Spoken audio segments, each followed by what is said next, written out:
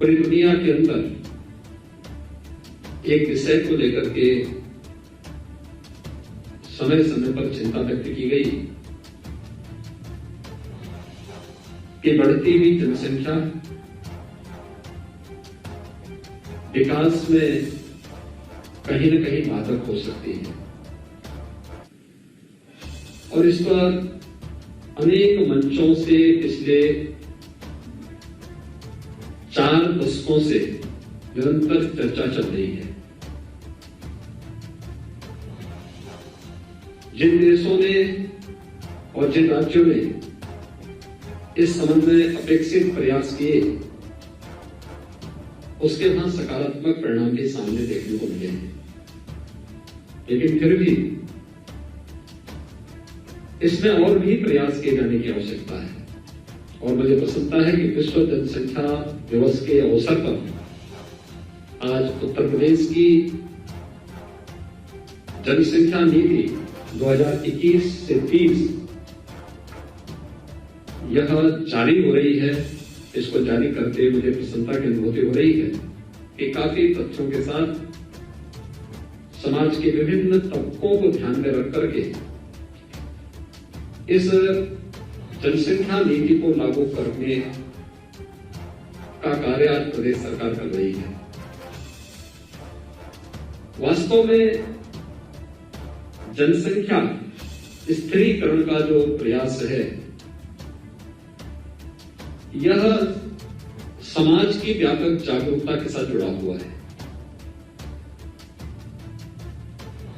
हमें इस बात को नहीं भूलना चाहिए कि अगर समाज में जहां गरीबी है वहां जनसंख्या वृद्धि का उसके साथ एक संबंध हो जाता है और इस जिससे व्यापक जागरूकता का एक अभियान उन सभी तबकों को ध्यान में रख करके जब तक हम लोग नहीं चलाएंगे तब तक उन लक्ष्यों को प्राप्त करने में कठिनाई होगी। और खासतौर पर जब यूनाइटेड नेशन ने दुनिया के सभी देशों से 2030 तक सस्टेनेबल डेवलपमेंट गोल्स को अचीव करने का एक लक्ष्य दिया हो और देश के अंदर आदरणीय प्रधानमंत्री जी के नेतृत्व में उन लक्ष्यों को प्राप्त करने के दिशा में प्रयास प्रारंभ हुए हों तो देश में आबादी के हिसाब से सबसे बड़े इस राज्य के बारे में हमें अवश्य सोचना होगा, क्योंकि इसका संबंध केवल जनसंख्या स्थिरीकरण के साथ ही नहीं बल्कि जनसंख्या नीति का संबंध हर एक नागरिक के जीवन में खुशहाली लाने और समृद्धि का रास्ता उसके द्वार तक पहुंचाना भी है।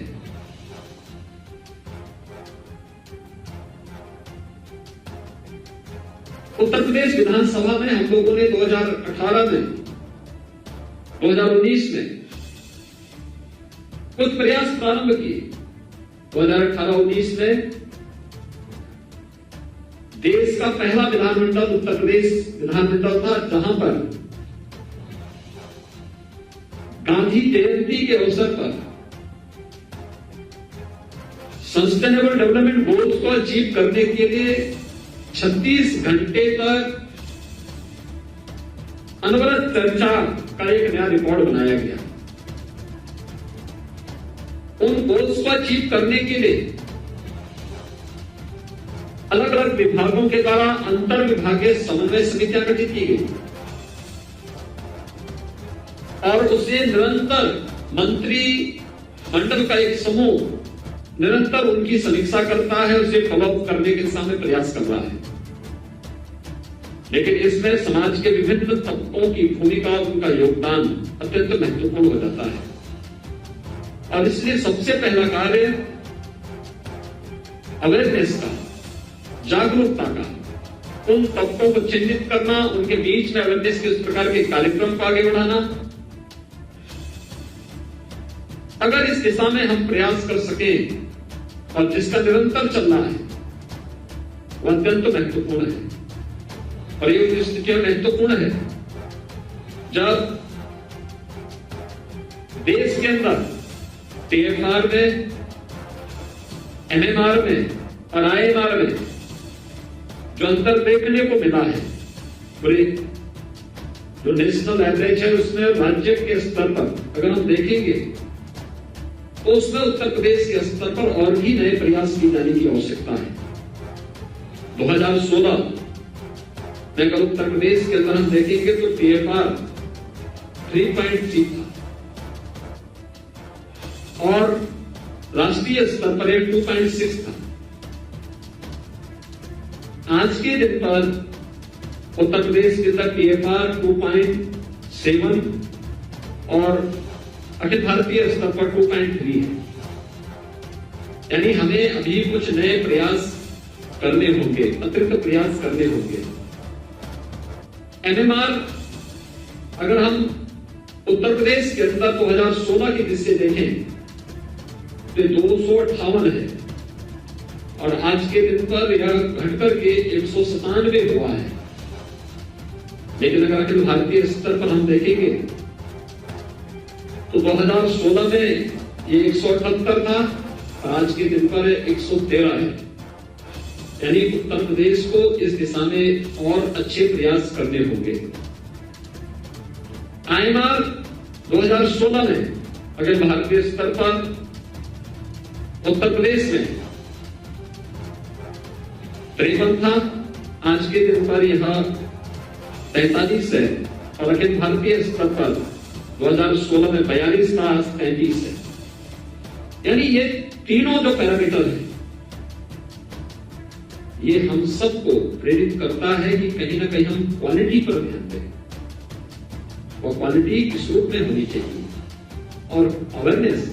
अगर दो बच्चों के बीच में अंतराल नहीं होगा तो स्वाभाविक रूप से उनके पोषण पर असर पड़ेगा। शिशु मृत्यु दर में और मातृ मृत्यु दर को नियंत्रित करने में अत्यंत कठिनाई होगी। और उन स्थितियों में हम लोगों को जिन लक्ष्यों को प्राप्त करना है, जिसमें कि नेशनल एवरेज से भी उत्तर प्रदेश पीछे है, यद्यपि पिछले 4-5 वर्षों में जो प्रयास हुए हैं उसके अच्छे परिणाम भी आए हैं, लेकिन अभी और भी अच्छे प्रयास किए जाने की आवश्यकता, और ज्यादा प्रयास किए जाने की आवश्यकता है। और उस दिशा में प्रयास करके हम लोग SDG के लक्ष्यों को प्राप्त कर सकते हैं।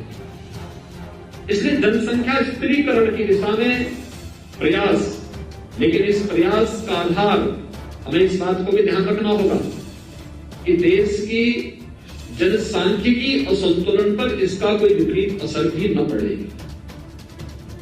हर तबके को इसके साथ जोड़ना होगा, हर एक तबके को उस जागरूकता अभियान के साथ जोड़ना पड़ेगा। मां और बच्चे के स्वास्थ्य को इसके साथ जोड़ना पड़ेगा। शासन की योजनाओं का लाभ 2014 के बाद से भारत सरकार ने आदरणीय प्रधानमंत्री जी के मार्गदर्शन में अनेक ऐसी योजनाएं लागू की हैं, जिन योजनाओं को लागू करके हम लोग एक बड़े तबके को इससे लाभान्वित कर सकते हैं। और मुझे लगता है कि उस दिशा में और भी अच्छे प्रयास किए जाने की आवश्यकता है। केंद्र सरकार और आदरणीय प्रधानमंत्री जी के मार्गदर्शन में उत्तर प्रदेश के अंदर हम लोगों ने प्रयास किए।